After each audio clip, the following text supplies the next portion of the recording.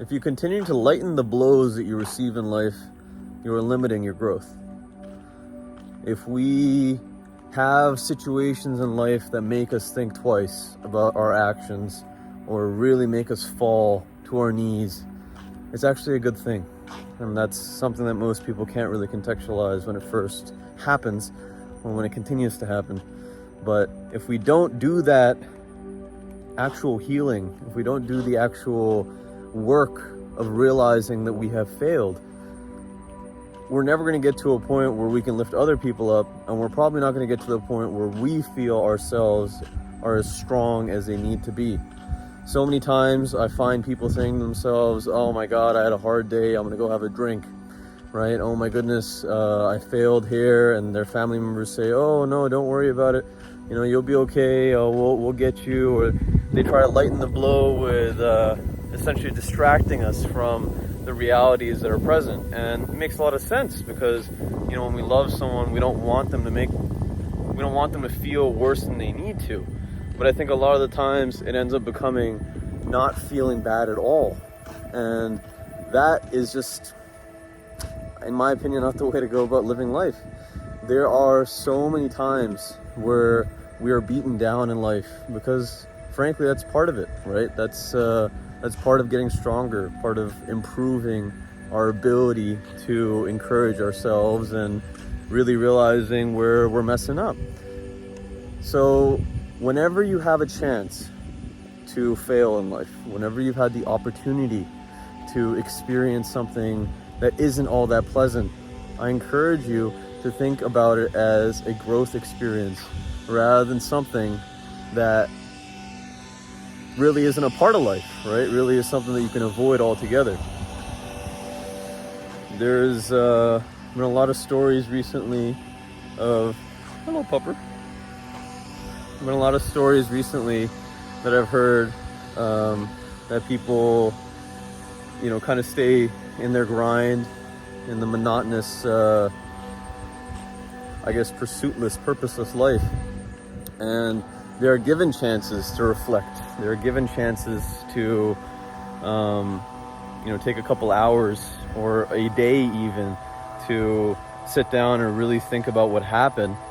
And they don't take that chance. They distract themselves with video games or their partner or their animals or whatever. And to a lot of you watching this, you might be thinking, oh my goodness, Rob, like, what are you talking about? You know, when life's hard, you need to have the emotional intelligence to heal yourself, to recover. Sure. This channel is not about cushioning blows. This channel is about actualizing your potential. And actualizing your potential requires a deep thought on what you have failed at and what you have succeeded at, to really take heed of your achievements and sit there and really, pat yourself on the back as much as you can. But also, when things don't go so well, to have potentially shame or to have some reflection, some metacognition, to say to yourself, hey, I could have done this differently had I done X thing. If I had known X, would I have done Y? That type of mentality is required in order to make more efficient decisions, more strategic decisions in life. And running away from the pain, the discomfort, the depression that comes with failure, or even just things that are kind of out of your control, right? Like kind of catastrophes that happen in your life, or things that you never really see coming that you don't think you deserve. All of this kind of factors into us becoming stronger people and having the ability to convey that strength to others. So what are a couple of things that you can do to go about when you've had a difficult time, when something in your life has not turned out exactly the way that you wanted to recover and to really maturely and with wisdom proceed? The first thing is really think about, hey, did I do the best possible that I could? Right? Like, if I had done X things every day, would I have ended up in this scenario? And that's going to take you some time. And arrested time is what I advocate for a lot in these situations. Really taking yourself away from stimulus and putting yourself in a situation where you kind of have to be alone with your thoughts.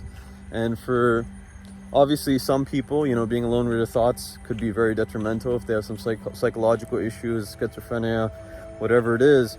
But I think for the majority of people, in even those situations, you have to give yourself ample time to recover and reflect on the things that have gone astray in your life.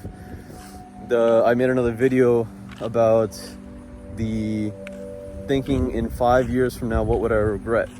And that is a very, very, very important milestone in my journey of evolving emotionally, that if I don't know where I want to be in 5 years, then I can never really know what I need to be doing right now.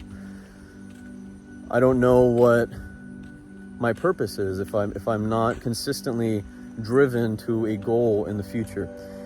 And you might be thinking to yourself, well, why? I can't think about the future all the time. I'm struggling right now. Like, I just lost my parent, or I just lost my child, or I failed at this thing and I'm in a really detrimental situation career-wise. How dare you say that, that you need to spend more time really drilling on yourself? And to that I say, listen, if you want to be successful in this society, you have to realize that the successful people are the ones that are the hardest on themselves, right? The ones that are consistently pushing themselves in situations where others would rather not, or think to themselves that because I've been through something, I need to go and drown my sorrows in, superfluous XYZ other thing. Not worth your time. The other thing you can do, obviously, is going to be reflecting with people that are holding you to a certain standard. Now, certain standards obviously should be determined by you first and foremost. But the people in your life that are looking for you to grow, the good friends that you have, the good souls in your life that are also pushing themselves, they're not going to say to you, oh, you'll be okay, just mull it over. They're going to say, listen, what'd you do wrong? And make sure to surround yourselves with those types of people. Do not go in a stressful situation or a situation where you failed to someone that's just going to quell your fears or calm you. That's not helping you grow. It's those people are great for certain situations where you're doing well in life and you're just trying to enjoy life, but they're really not great for situations where it's a turning point or a refractory period, right? Where you have to realize, hey, this is something that went wrong and I need to fix it. I can't just avoid this thing because this is an indication for what might go wrong later. And the third thing that you could try doing, which I'd really recommend, is realizing that the small things lead to the big things. So Jim Rohn says that a lot of people end up spending their interactions with individuals kind of superfluously. With other people, they think to themselves, oh, this is just a convenience store manager. This is just a random homeless man on the street. This is just plug in whatever you want. Some person that really doesn't have anything to do with your life. And so they end up thinking to themselves that interaction doesn't matter. Now, I'm using this as an example.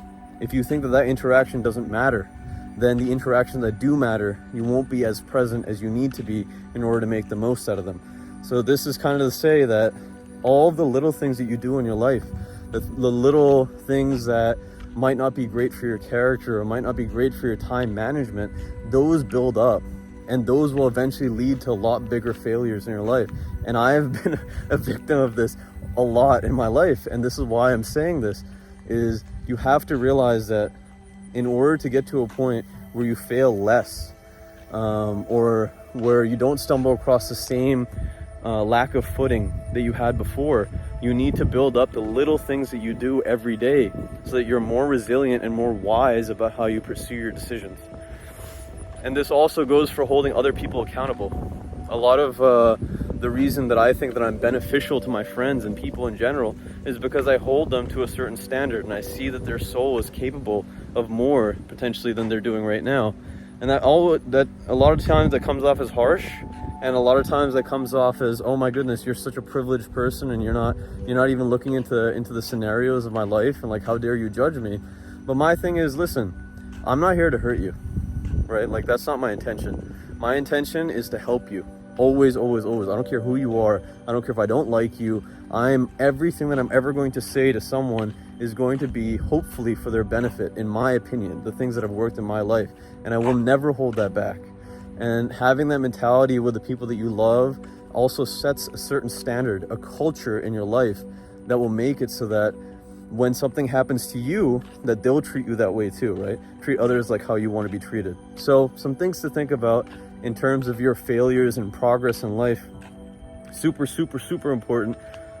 Please, like if you have any comments or questions, post them below, and check out this video about how we can go about tuning that future sight in our life, the 5-year, what would I miss in 5 years? What would I regret in 5 years? The little video I made. I'll see you over there. And remember, actualize your potential, my friend. We need you. Take care.